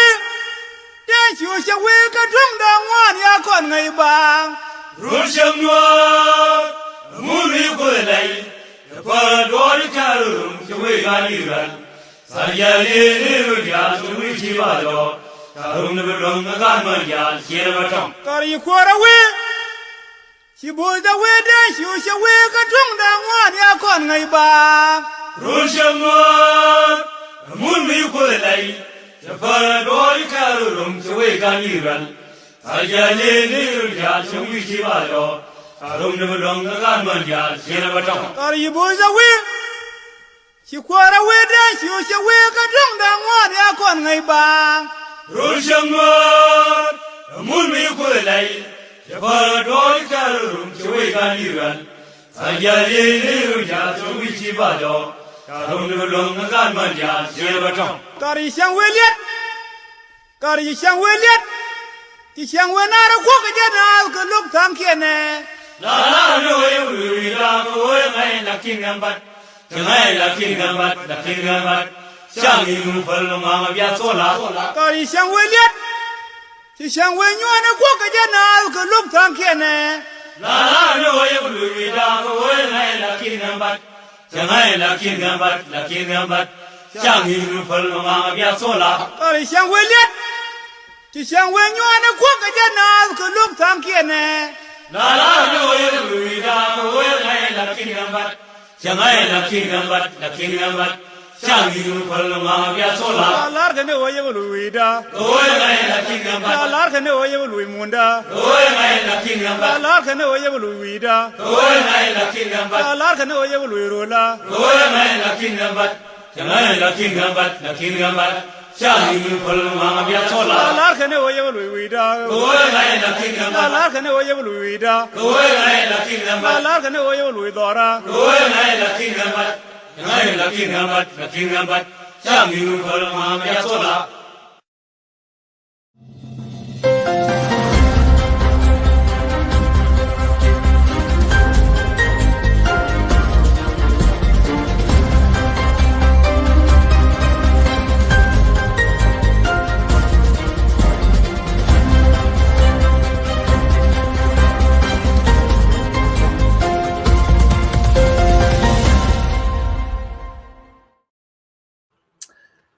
Chỉ con luôn dọc bây giờ good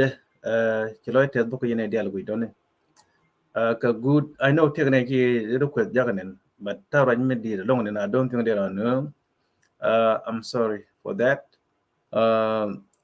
cái good right đó show back very soon mình để là con yen gan và dia để gambela anh your leadership she something new anytime she baro we kwam again to again took insecurity o baranak o budob dia o na nyi gambel whether riam na kinyi nero again changla to gaje we mon chang telam de na nyon nei to te langa wan chana de nyon kan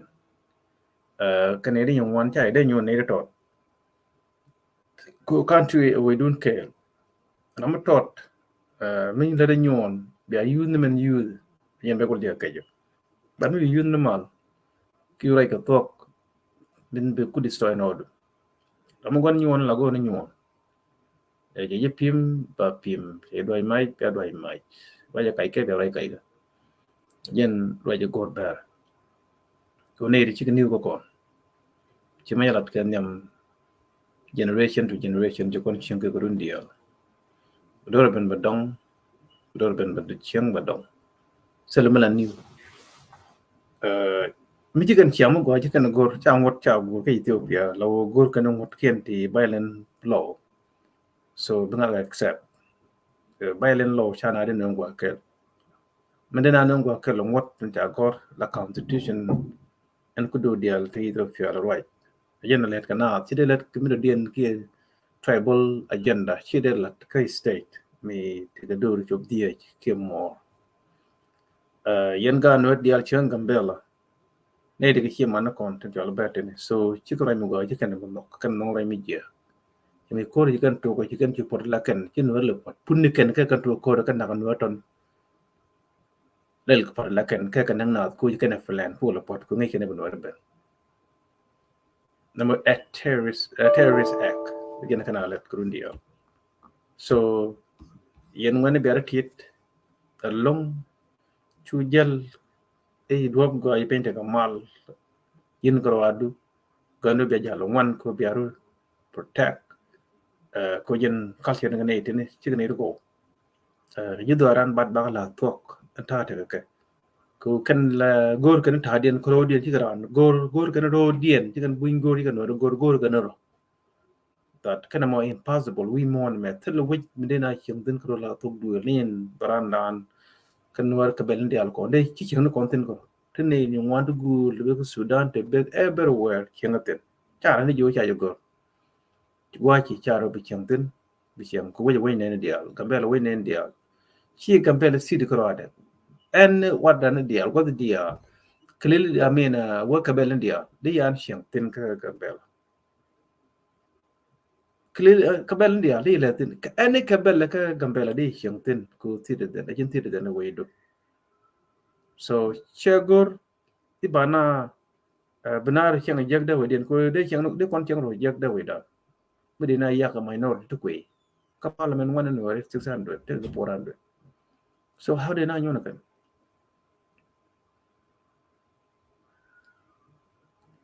now I'm chicken fit to lead and then they go put down they can you they can leadership they can laway ko tad dem de kam ka de le di ka te ka leadership ka na ka ci ka yen ci ka control ya tok la bu do den be kan ku kum ka ga na ke ne you can from problem to problem de na wala ci ngi de pit so ci me la ke nyam ma jël ga cham bi jël ga cham ku kan jël ga cham ana jël ga cham tel kon ko plan be na jene ne tele we jël ga cham jën bi jël jëm ay jën won we malat ka do cha jalat ke teloid kala dien ajen la lenke community materials mana kana le jën wala te kam so jën be kana understand ko bi jud wal ko be kana plan ko ba men ko kana plan ba plan bane ti ka lok aya bala ko ya ko no fel ajen don we tele tugul mi je bien res mi kan mi je la be respond ko go you are killing yourself you are destroying your future ka state so tugul mi je bi a plan men je la kana jen bo loy dien alo tel kon kap ka changda ka we cha le ke la week wan cha go ko ramalat ke ju ku cha lat ke ba le ne bina bini ni ka tan wer tien tan wer ki kana gor ba nen la ya len wan tin ju ku chan ki ne dial gor ko wer ba ngai ne wona ne yi na tel mi ti mel ber ya kon nak ko wan to ya bana wan nak ka pul ya na bana ka fa nyo ga na wan ga yite na wan ka gambel ki kana plan ba nen no ni ba ni wan kana ngai jakna ko pendi won wer nak ku ken ibe na destroy ku ken gor cha bna china ba kwide ko shi ga island ri kan na gambel chana yen ka kwa investigation kwa ko ngot ko continue we mean na da yen that's why yet na ko hurt they don't like it ko ngi ken dunga men te tu wina chati ana chanin bi direct to community na nyur ba ngwan kon ala la te ne le ko kwit te ka na ti lik dia te gwingwa ti do live na me jana ka ti de chine dia protect ate ne kuna protect ram kala ne dia la protect the way we ti de ta ta na ka ngani ben ti ka ngani ben dia ton kuna protect ate so en chen me jan long de la ro choi de ba thok no arai pi gambela so ngai kon annual leadership always insecure ka gambela kan tel rai mu gam kan nok kan nong rai mi je so ku kan rai mi je ko no kan xiang mi je yin de tem xiang mi je ba do ba we go kan na xiang je na yo ne na por ko na chui na cham yen kan na gor kan bi enemy kan la do ba le ke yen kan le ku tel ga men kan go tel ngo kan go tel ran no kan respect yo kwar me ran dien men anyok ti kan gor men de lat so bukan kong around in government nela mala ne jen plata mi chillo then kine go jele go nore ke jele ke buin so ko kwike no mo chilo test ko sha ben kan nas new network de la ro chilo test long ban le je chang de dien and guy bol any good night and enjoy the music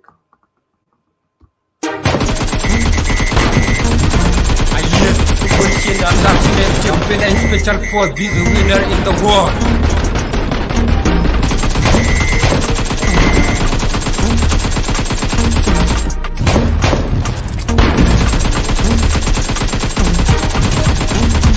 gambela dung ne ram de kwai ko kwer dung ne ram de yang nung kolung ne ram de kwai ko kwer ka gambela dung ne ye lung ye ram de yang nung kolung ne ram de kwai ko kwer ka gambela dung ne ye lung ye konde gambela dung ne ram de kwai ko kwer dung ne ram de yang nung kolung ne ram de kwai ko kwer ka gambela dung ne ye lung ye ram de yang nung kolung ne ram de kwai ko kwer ka gambela dung ne ye lung ye right kana kurti ne ka jakan nam ge jumbum mebe ka kur kala ram de romata mebe ka right kala ram de le kwat lang ma ci turu ko far ka wangta awon oy dun pa ya ngada bum ge me shete mo dola men cheng dang ba tiok wut wunu mu bum ci le ma da melade tata captain war shikane jaka bum kur medunda dunda denga ngakane chwal kane go ni wangrul kur kong ne no ko ka le dul chine dola changa mi chine gul ngeni te kane kal mu tude ga kay de ne dul bu gur shendang gar chine rutin war kane cheng der chine ga far telamanan mi chine look mai da waga checken to mai la chelen gambela special code is a winner in the war like very star konde gambela dung ne ram de kwai ko wer dung ne ram de yang nung kolung ne ram de kwai ko wer ka gambela dung ne ye lung ye ram de yang nung kolung ne ram de kwai ko wer ka gambela dung ne ye lung ye konde gambela dung ne ram de kwai ko wer dung ne ram de yang nung kolung ne ram de kwai ko wer ka gambela dung ne ye lung ye ram de yang nung kolung ne ram de kwai ko wer ka gambela dung ne ye lung ye kurne aku shit ko kono kala right bien to brain and kur gambela special ko to pintiang shit ke ludru kam shun mu dit sai man ko na ko bom to ko kon do kon ke chef ram gur kon brain belet majin ko shit ke na da je shit yang mu dor kor bum de ne ko pulo fegedi ba yek diem no ko kur mu tak shit ke min le ko jeno ko ne la chol gi hardwa the battle piel ti pian gi during the war merinda gut kor mugum ushano kwai kor latin nyam gut kor mugum special word long nende chicken show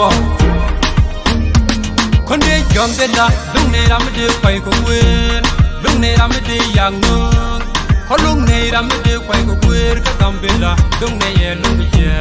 ram de yang nung kolung ne ram de kwai ko wer ka gambela dung ne ye lung ye konde gambela dung ne ram de kwai ko wer dung ne ram de yang nung kolung ne ram de kwai ko wer ka gambela dung ne ye lung ye ram de yang nung kolung ne ram de kwai ko wer ka gambela dung ne ye lung ye wejanga wejaran de mai kando benga wejdong pang dem bil ko bom tamanyan kon hino general wankir gruwat chang ko bom tamanyan kon charan bang la de ka boje ja ko wang kwelul yena woga bel ko bom tamanyan kon anges ke brin baga ke brin komo do nyate ke brin ka karna mdwal tandaram de mdwal dan gambela region bana jagam kado pablo karna mdwal jikonya kar tandaram de mdwal dan talwai gaj brain awya